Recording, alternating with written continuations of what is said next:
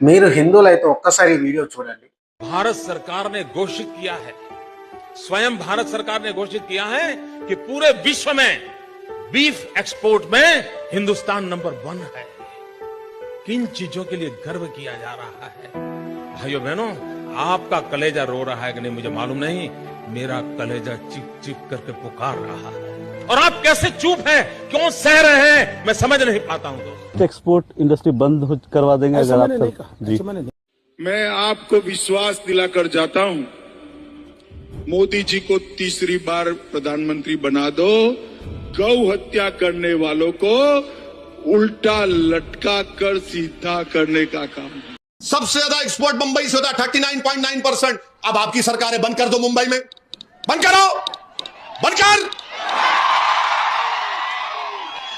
नहीं करेंगे, मुंबई में आपकी सरकार है ना, मुंबई में आप लाके बिठाए ना शिंदे को, उसको बोला बंद कर देंगे उन्हें।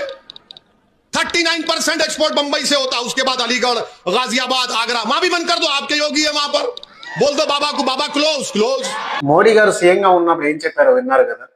అలాగే అమిత్ షా మొన్న లాస్ట్ పార్లమెంట్ ఎలక్షన్ లో మూడోసారి గనక మోడీని ప్రధానమంత్రిని చేస్తే ఈ దేశంలో బీఫ్ ఎక్స్పోర్ట్ అనేది ఉండదు, వాళ్ళందరినీ కేసులు పెట్టి లోపలేస్తే బీఫ్ ఎక్స్పోర్ట్ అనేది ఉండదు అని చెప్పాడు కదా. ఏదైతే బీజేపీ బూచిగా చూపించి ఓట్లు దండుకుంటున్న ఎంఐఎం పార్టీ అధ్యక్షుడు కూడా చెప్పిన మాటలు కూడా ఉన్నారు కదా.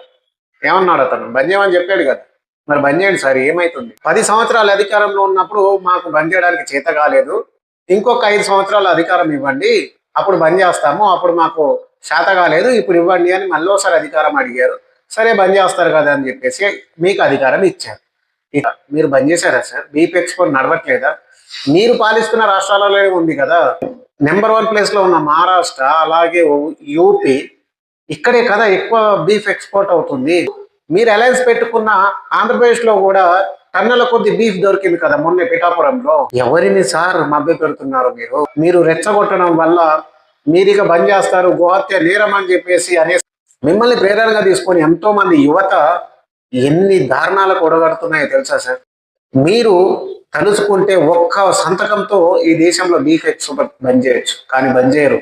ఎందుకంటే అది బంద్ చేసిన మరుసటి రోజు మీకు ఒక ఆయుధం ఉండదు.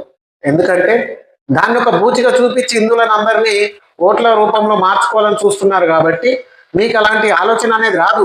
కేవలం ఓట్లు వచ్చినప్పుడు మాత్రమే మీరు తీస్రాబాద్ దేదీజే ఖతం కరదేతాం అంటారు. మీ ఖతం ఉండదు, మన్ను ఉండదు, మశానం ఉండదు.